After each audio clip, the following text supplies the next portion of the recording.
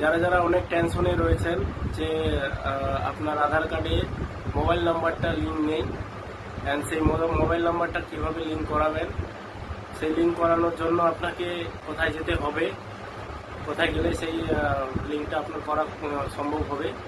তো সেই বিষয়টা নিয়েই আজকে আমি আলোচনা করব, আপনার আধার কার্ডে মোবাইল নাম্বার লিঙ্ক করার বিষয় নিয়ে। আমি যেই প্রসেসটা বলবো সেই প্রসেসের মাধ্যমে আপনারা বাড়িতে বসেই আপনার মোবাইলের স্মার্টফোনটা দিয়েই, আপনাকে কোথাও যাওয়ার দরকার নেই, না পোস্ট অফিসে যেতে হবে, না কোনো ভিডিও অফিসে যেতে হবে, বা না কোনো অঞ্চলে যেতে হবে, না কোনো ব্যাংকে যেতে হবে। আপনি আপনার বাড়িতে বসে আপনার যদি স্মার্টফোন থাকে একটা, সেই স্মার্টফোনের মাধ্যমেই আপনি আধার কার্ডে আপনার মোবাইল নাম্বারটা খুব সহজেই বসিয়ে নিতে পারবেন।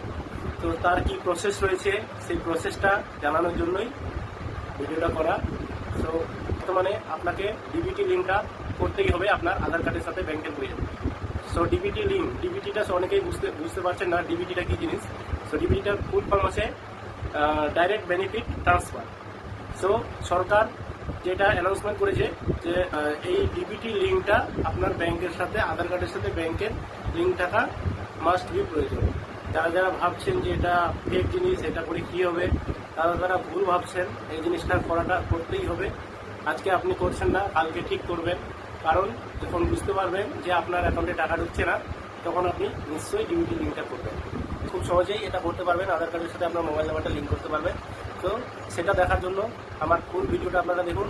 আমি স্টেপ টু স্টেপ পুরো ভিডিওতে বলে দেবো আপনারা কীভাবে আপনার মোবাইলের মাধ্যমে আধার কার্ডে আপনার মোবাইল নাম্বার যেটা অ্যাক্টিভ রয়েছে এখন, সেই অ্যাক্টিভ মোবাইল নাম্বারটা কীভাবে আপনার আধার কার্ডে লিঙ্ক করবেন।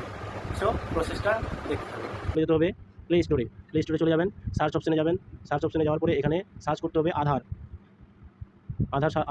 সার্চ করবেন। আধার সার্চ করার পরে এখানে চলে আসবে আধারের অ্যাপ, সরকারি আধারের অ্যাপটাকে ইনস্টল করতে হবে। আমার যেমন ইনস্টল অলরেডি করাই আছে, তাই আমি ওপেন করলাম। ইনস্টল করার পরে আমি জাস্ট ওপেন করতে হবে। তারপরে ওপেন করলেন, তারপরে এখানে এরকম অপশান আসবে এন্টার আধার কার্ড নাম্বার দিতে হবে। সো আধার কার্ড নাম্বারটা এখানে আপনাদেরকে টাইপ করতে হবে। এভাবে আপনারা টাইপ করে নেওয়ার পরে কনফার্ম আধার করবেন। তারপরে এখানে টার্মস অ্যান্ড কন্ডিশন চাইবে, টার্মস অ্যান্ড কন্ডিশনটা দিয়ে দিবেন। তারপরে কন্টিনিউ করবেন। তারপরে এখানে আপনার যদি এই সিমটাই অ্যাড করতে চান, বা আপনার যদি আদার সিম থাকে, তাহলে ওই সিমটা আপনাকে ভরতে হবে। আমার যেহেতু একটা সিমই আছে এই মোবাইলে অ্যাড করা, তো আমি সেই সিমটাই দিব, এই সিমটাই আমি অ্যাড করব। সো এখানে কন্টিনিউ করব। তারপরে স্টার্ট ফেস অথেন্টিক্যাল চাইছে, এখানে আপনাকে আপনার ফেসটি দিয়ে ক্যাপচার করতে হবে। আমি এখানে ফেস ভেরিফিকেশন কমপ্লিট, দেন আমি এটাকে কন্টিনিউ করব।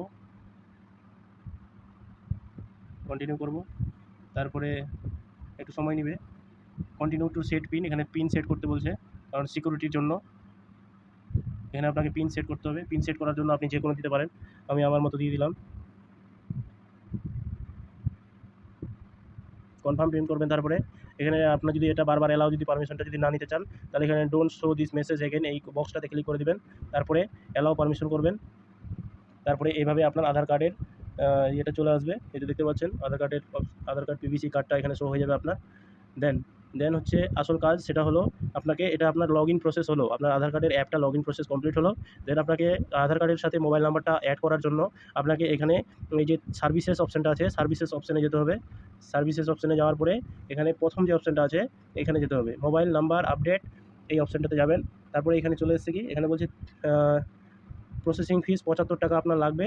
তারপরে এখানে প্রসেসিং টাইম 30 দিন আছে, তো 30 দিন আপনার কমপ্লিট 30 দিন লাগে না, তার আগেই হয়ে যায়। কারো 7 দিনে হয়ে যায়, কারো 4-5 দিনের মধ্যে হয়ে যায়, 30 দিন লাগে না।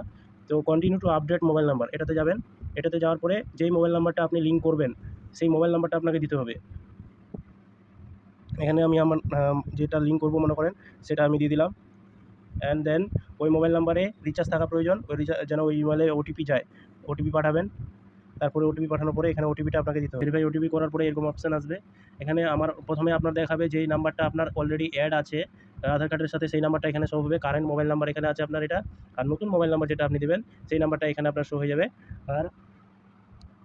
আর যদি আপনাদের অলরেডি আধার কার্ডের সাথে যদি কোনো লিঙ্ক না থাকে, তাহলে এখানে কারেন্ট ওটিপি থাকবে না, কারেন্ট নাম্বার থাকবে না, এখানে ডাইরেক্ট নতুন নাম্বারটা আসবে।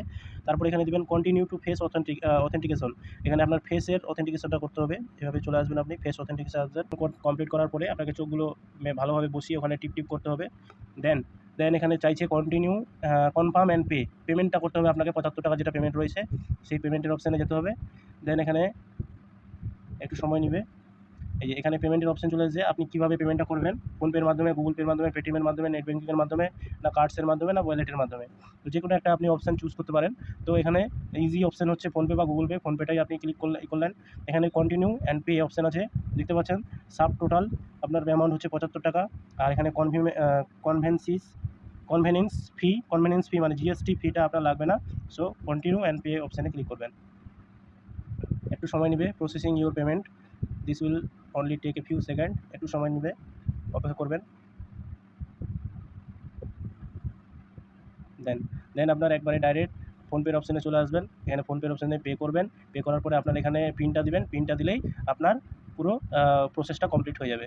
আপনার আধার কার্ডের সাথে যে মোবাইল নাম্বারটা লিঙ্ক করলেন সেই নাম্বারটা মোটামুটি আপনার বেশি দিন সময় নেবে না, 4 থেকে 5 দিন বা 1 সপ্তাহের মধ্যে, হাইয়েস্টলি 1 সপ্তাহের মধ্যে এটা চলে আসে আপনার আধার কার্ডে। আপনারা ফুল প্রসেসটা বুঝে গেছেন, একদম খুব ইজিভাবে আছে। সো যদি ভালো লেগে থাকে আমার ভিডিওটি, তাহলে আপনারা লাইক, কমেন্ট, শেয়ার করে রাখবেন এবং আমার আইডিটাকে ফলো করে রাখবেন এরকমই ইনফরমেটিভ ভিডিও আরও দেখার জন্য। Thank you.